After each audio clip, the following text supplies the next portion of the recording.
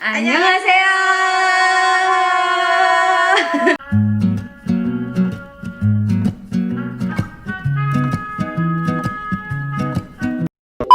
Selamat datang kembali di channel ini. Perkenalkan, nama saya Amirah Mianti. Dan saya Windy Wulandari. Betul sekali, hari ini kita akan kembali membahas seputaran drama Korea yang sudah kita tonton, yaitu Itaewon Class. Mungkin kita 2 hours later. cerita sedikit dulu tentang karakter-karakter yang main di Itaewon Class kali ya. Jadi untuk Itaewon Class ini dibintangi sama Opa segala umat. Opa segala umat kan. Iya, Pak iya. Sojun kan banyak sekali fansnya ya. Ada Pak Sojun, terus ada juga Kim Dami, terus Kwonara. Ini kayaknya 3 ya yang menjadi lead dari drama ini. Betul sekali, dan bisa dibilang kayak cinta segitiga juga iya ya. Ya. Iya. Tapi banyak juga karakter-karakter yang mendukung di Itaewon Class itu sendiri. Yes. Tapi basically untuk Itaewon Class sendiri ini adalah sebuah drama yang disiarkan secara nasional di Korea Selatan dari JTBC. Dan Terus? disiarkan secara internasional lewat Netflix. Dan ini adalah sebuah cerita yang diadaptasi dari webtoon. That's why kayak mungkin gak bakalan banyak improvisasi, dan memang katanya gak banyak improvisasi dari cerita aslinya yang dari webtoon itu sendiri. Benar, kalau secara garis besar sih untuk Itaewon Class ini menceritakan tentang persahabatan ya. Ya, bisa Karena dibilang memang seperti itu. slice of life Aha, dan juga genrenya ya anak muda banget sih. kayak friendship youth gitu ya. Kita mungkin masuk dari hal yang menyenangkan menurut kamu. Kan ini kayak bercerita tentang Park Serowi yang, dan menurut saya yang menyenangkan juga adalah kayak di drama Korea itu kayak selalu meng-highlight muka-muka ganteng opa-opa kesayangan kita kan. Tapi kayak Itu di sini adalah satu daya tarik ya. dan juga ada yang namanya kayak romance yang begitu kuat. Di sini mungkin juga akan ada, bukan tidak ada romance yang kuat, tapi menurut saya di sini lebih ditonjolkan bagaimana kayak nilai-nilai kehidupan, tentang integritas, idealis dari pemeran utamanya sendiri si Park Serowi. Terus dan sepertinya untuk drama ini malah mengangkat isu yang lagi happening juga ya, Betul. masalah diskriminasi, terus LGBT, rasisme. Waduh. lengkap sih untuk apa namanya. 2 hours later. Pokoknya intinya untuk drama Itaewon Class ini sepertinya sih lengkap masalah cerita tentang ya kehidupan sehari-hari ya. Betul, dan ini mungkin menjadi alasan juga kenapa Itaewon Class dapat rating yang tinggi di South Korea gitu. Dan tapi kayak banyak juga sih yang sebenarnya tidak terlalu menyukai, tapi mungkin kayak tidak terlalu excited dan akhirnya menyelesaikan drama ini karena pada dasarnya saya menyelesaikan 16 episode. Kita hanya saja kali ya Win ya. Nah, Windy kalau saya 10 episode.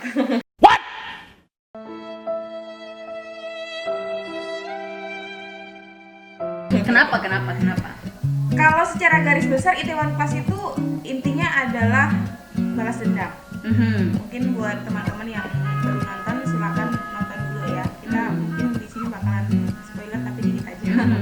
Jadi seperti yang saya bilang tadi, kalau masalah apa sih balas dendam gitu kan, ya ini prosesnya Park Sojun atau di sini berperan sebagai Park Serowi itu merintis usahanya dan balas dendam ke mantan bosnya ayahnya dulu. Iya, Iya Dili kan? dan Bam itu kan. Tapi sebenarnya kalau untuk spoiler sedikit, di trailernya juga sudah dijelaskan. Jadi kayak si Park Seo ini tumbuh dari seorang anak SMA yang memang ditanami nilai-nilai kehidupan dari ayahnya yang sangat baik menurut saya ya. Dia tuh kayak jujur, punya idealisme, dan juga kayak pokoknya bukan keras kepala juga. Walaupun kayak terlihat keras kepala di film ini, tapi pada dasarnya menurut saya itu adalah nilai-nilai yang seharusnya dimiliki sama anak-anak SMA, dimulai ditanamkan sama anak-anak SMA gitu.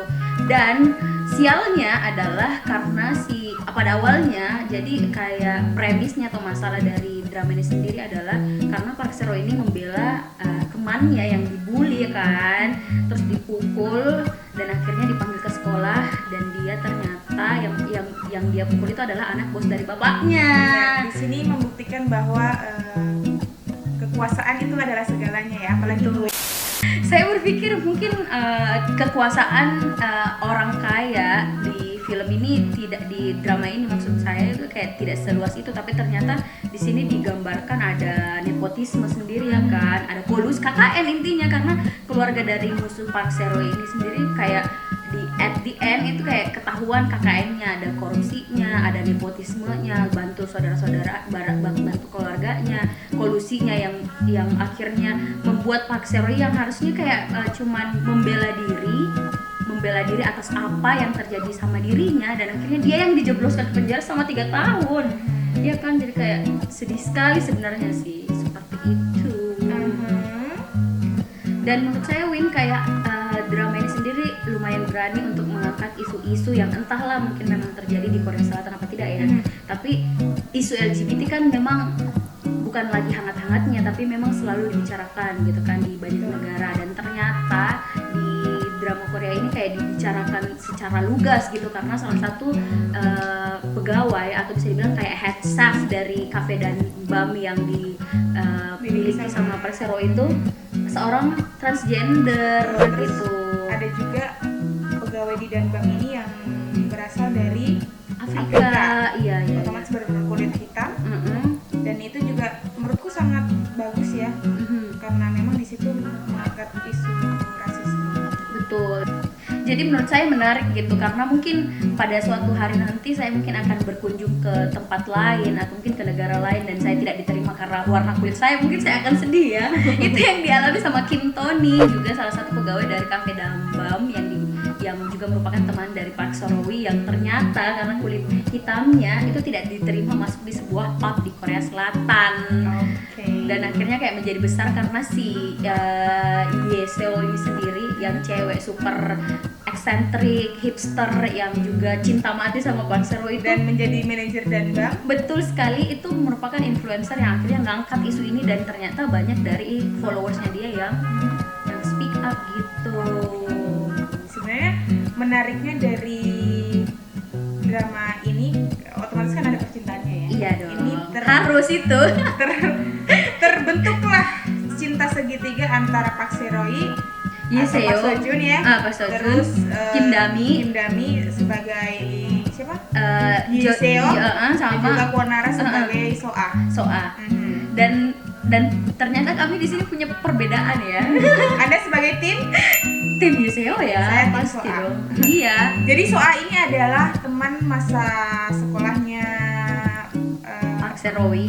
Satu hari doang tapi kan maksudnya dia intens, secara intens, karena Soa juga kenal dengan ayahnya Park Sero-wi, otomatis dia udah tahu dari pas zaman sekolah kan. Dan sebenarnya ini adalah Soa ini adalah cinta pertama dari Park Sero-wi, yang kemudian setelah Park Sero-wi keluar dari penjara dan membangun Danbam, ketemu lagi. Betul, dan sebenarnya ini adalah alasan kuat dari Park Sero-wi kenapa membangun sebuah kafe atau merintis sebuah kafe di daerah Itaewon. Karena ini adalah pandangan tersendiri dari si Ye Seo sendiri, bukan Soa sendiri, iya. Karena dia mau sama Park Sero-wi kalau udah kaya. Iya. Ya realistis Iya. kan. Kembali lagi ya, masing-masing orang punya pandangan. Saya lebih memilih yang maksudnya nggak apa sih? Nggak harus sama. Nggak munafik gitu loh. Iya. Pasti kau kalau Nggak benar. jangan Ya maksudnya harus berjuang sama-sama dong. Masa kamu cuma minta dia sukses dan kamu mau datang ke dia? enggak, kita kan maksudnya berjuang sama-sama itu bukan berarti harus membangun bersama-sama. Kau berjuang dengan usahamu sendiri. Itulah saya juga kenapa Park Sero-wi tidak memilih Soa. Tapi kalau menurut kamu ada nggak sih kayak kekurangan atau mungkin kayak ada hal-hal yang sebenarnya harus ada di drama ini? Menurut kamu kira-kira? Saya sih sebenarnya awalnya sangat tertarik karena yang main adalah Park Seo-joon yang sebagaimana dia adalah opa sejuta umat ya. Tapi di pertengahan episode ini kan jumlahnya 16, saya nonton sampai 10 episode. Itu kayak ada yang cocok di hatiku. Iya. Jadi dan nggak dilanjutin. Dan menurutku sih apa ya, kalau ditanya soal kekurangan sebenarnya bagus untuk jalan ceritanya, cuman mungkin karena nggak sesuai sama yang kuharapkan, jadi ya saya tidak bisa memberikan banyak komentar tentang kekurangan dari drama ini karena nggak sampai ending. Iya sih, tapi menurut saya kalau saya sih mengharapkan dari drama Itaewon Class ini sendiri, kenapa tidak ada kayak selipan-selipan selama berapa tahun si Park Seo Roy menghilang kan, dan akhirnya mau Oh iya benar. Kan Dia kan tiba-tiba setelah keluar dari penjara itu tiba-tiba langsung jadi nelayan lah, jadi kulit lah. terus tiba-tiba langsung bisa membangun dari bangku. Betul. Kurang flashbacknya kan. Dan ini kayak harusnya sih ditampilkan gitu ya. Jadi banyak juga yang tiba-tiba bertanya, emang duit dari mana nih? Kayak banyak banget, apalagi di Itaewon sendiri, daerah Itaewon itu kayak sebenarnya bukan modal yang sedikit kalau memang mau ini kan buka usaha. Ibarat kata kayak high class gitu ya sih. Iya benar, Kan kayak mungkin kayak daerah pusat kota gitu kan. Dan bisa dibilang juga ada yang berpendapat juga bahwa itu kan warisan dari orang tuanya, tapi ternyata warisan dari orang tuanya tuh kayak uang asuransi dari kematian bapaknya sendiri sudah dijelaskan kalau itu dipakai untuk kayak invest di perusahaan Jangga sendiri, kayak lawan dari si Park Seo Roy sendiri gitu. Kalau saya juga mungkin mengharapkan kurangnya kayak kurang ada bumbu-bumbu love yang lebih intens gitu. Kalau menurutku sih itu pas ya, karena Sudah mungkin cukup ya menurut kamu? genrenya ya emang persahabatan, Uh-huh. jadi lebih ditonjolkan masalah kekompakan dari Seroy dan juga sahabat-sahabatnya, kemudian masalah perjuangan gimana dia bertahan hidup setelah mungkin mempunyai banyak masa lalu yang bisa dibilang sangat gelap ya, masih SMA dikasih keluar, menjadi narapidana, bangun usaha juga nggak langsung sukses, dan masih ibaratnya dia masih menyimpan dendam juga atas kematian ayahnya. Jadi kalau belajar kalau dilihat dari ceritanya ini banyak sekali kisah hidup atau pengalaman hidup yang bisa diambil gitu. Betul, karena sudah dibilang tadi selain pelajaran hidup, nilai-nilai kehidupan, itu juga banyak isu-isu sosial yang sebenarnya mungkin kita harus lebih belajar ya, ya supaya ya kalau mungkin lebih kena atau mungkin ada di sekitar kita hal seperti itu, kita bisa lebih bijak lagi untuk menyikapi hal itu.